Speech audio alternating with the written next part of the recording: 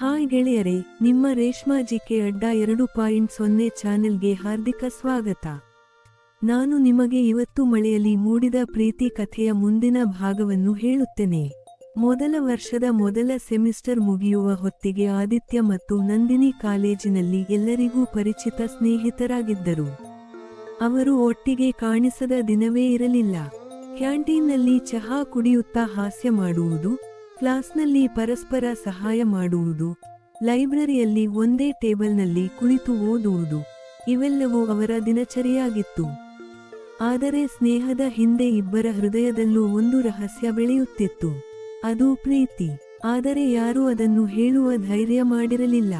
ಒಂದು ದಿನ ಕಾಲೇಜು ವತಿಯಿಂದ ಮೈಸೂರು ಮತ್ತು ಕೊಡೈಕನಾಲ್ ಪ್ರವಾಸವನ್ನು ಆಯೋಜಿಸಲಾಯಿತು. ಎಲ್ಲ ವಿದ್ಯಾರ್ಥಿಗಳು ಉತ್ಸಾಹದಿಂದ ಹೆಸರು ನೋಂದಾಯಿಸಿದರು. ನಂದಿನಿ ಕೂಡ ಹೆಸರು ಕೊಟ್ಟಳು. ಆದಿತ್ಯ ಮೊದಲು ಹೋಗುವುದಿಲ್ಲ ಎಂದು ನಿರ್ಧರಿಸಿದ್ದ. ಆದರೆ ನಂದಿನಿ ಕೇಳಿದಳು, ನೀನು ಬರ್ತೀಯಾ ಅಲ್ವಾ? ನಾನು ಯೋಚಿಸುತ್ತಿದ್ದೇನೆ. ನೀನು ಬರದಿದ್ದರೆ ನನಗೆ ಬೋರ್ ಆಗುತ್ತೆ. ಆ ಮಾತು ಸಾಕಾಗಿತ್ತು. ಆದಿತ್ಯ ತಕ್ಷಣ ಹೆಸರು ನೋಂದಾಯಿಸಿದ.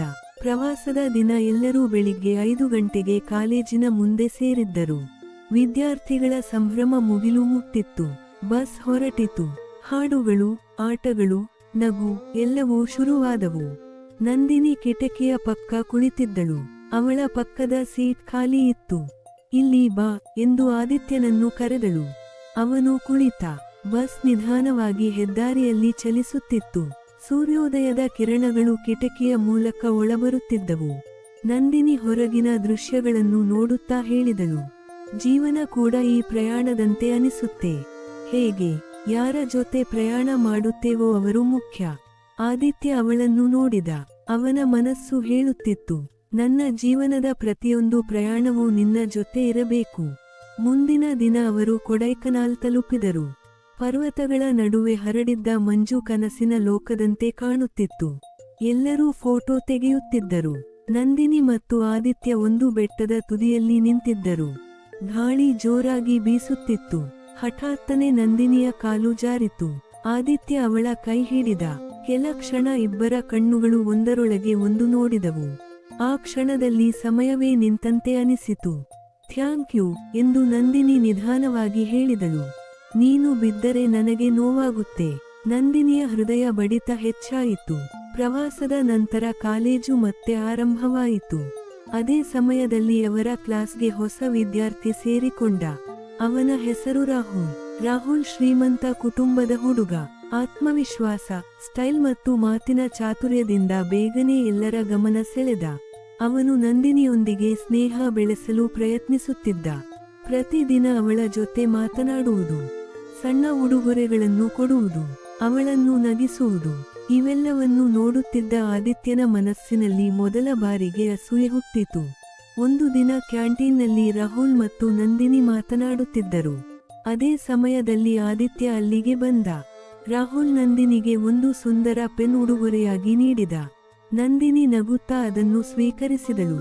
ಆ ದೃಶ್ಯ ನೋಡಿ ಆದಿತ್ಯನ ಮನಸ್ಸು ಮುರಿದು ಹೋಯಿತು. ಅವನು ಏನೂ ಹೇಳದೆ ಅಲ್ಲಿಂದ ಹೊರಟ. ಮುಂದಿನ 2 ದಿನ ಅವನು ನಂದಿನಿಯೊಂದಿಗೆ ಮಾತನಾಡಲಿಲ್ಲ. 3ನೇ ದಿನ ಸಂಜೆ ಭಾರೀ ಮಳೆ ಸುರಿಯುತ್ತಿತ್ತು.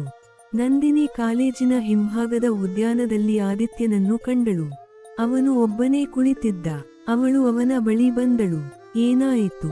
ಏನೂ ಇಲ್ಲ. ಸುಳ್ಳು ಹೇಳಬೇಡ. ನಿನಗೆ ಈಗ ರಾಹುಲ್ ಇದ್ದಾನೆ ಅಲ್ವಾ? ನಂದಿನಿ ಅಚ್ಚರಿಯಿಂದ ನೋಡಿದಳು. ಅದಕ್ಕೆ ಅರ್ಥವೇನು? ನಿಮ್ಮಿಬ್ಬರನ್ನು ನೋಡಿದಾಗ ನೀನು ಮೂರ್ಖ.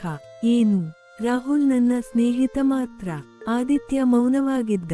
ನಂದಿನಿ ಅವನ ಎದುರು ನಿಂತಳು. ಮಳೆ ಅವರ ಮೇಲೆ ಸುರಿಯುತ್ತಿತ್ತು. ನಾನು ಯಾರನ್ನು ಇಷ್ಟಪಡುತ್ತೇನೆ ಗೊತ್ತಾ? ಆದಿತ್ಯ ಅವಳತ್ತ ನೋಡಿದ. ಯಾರನ್ನು? ಕೆಲ ಕ್ಷಣ ಅವಳು ಮೌನವಾಗಿದ್ದಳು. ನಂತರ ನಿಧಾನವಾಗಿ ಹೇಳಿದಳು, ನಿನ್ನನ್ನು. ಆದಿತ್ಯಗೆ ತನ್ನ ಕಿವಿಗಳನ್ನು ನಂಬಲು ಆಗಲಿಲ್ಲ.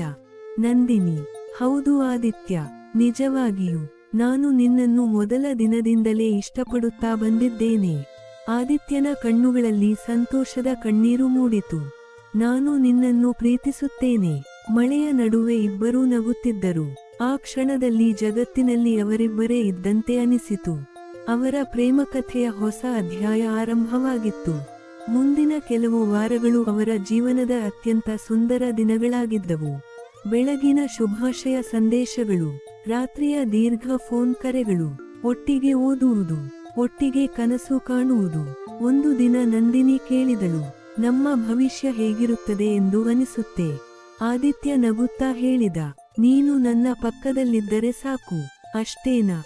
ಇಲ್ಲ, ಒಂದು ಚಿಕ್ಕ ಮನೆ, ಒಂದು ಪುಸ್ತಕದ ಅಲಮಾರಿ ಮತ್ತು ಪ್ರತಿದಿನ ನಿನ್ನ ನಗು. ನಂದಿನಿ ನಾಚಿಕೊಂಡಳು. ಜೀವನ ಯಾವಾಗಲೂ ಸುಂದರವಾಗಿರುವುದಿಲ್ಲ. ಒಂದು ಸಂಜೆ ನಂದಿನಿ ಮನೆಗೆ ತಡವಾಗಿ ಬಂದಳು. ಅವಳ ಫೋನ್ನಲ್ಲಿ ಆದಿತ್ಯನ ಸಂದೇಶಗಳು ಕಾಣಿಸಿಕೊಂಡವು. ಅದನ್ನು ಅವಳ ತಂದೆ ನೋಡಿದರು. ಆದಿತ್ಯ ಯಾರು ಎಂದು ಅವರು ಕೋಪದಿಂದ ಕೇಳಿದರು. ನಂದಿನಿಯ ಮುಖ ಬಿಳಿಯಾಗಿತು. ಅವಳ ಹೃದಯದಲ್ಲಿ ಭಯ ಮೂಡಿತು. ಅವಳಿಗೆ ಗೊತ್ತಿತ್ತು, ಮುಂದಿನ ದಿನಗಳು ಸುಲಭವಾಗಿರುವುದಿಲ್ಲ.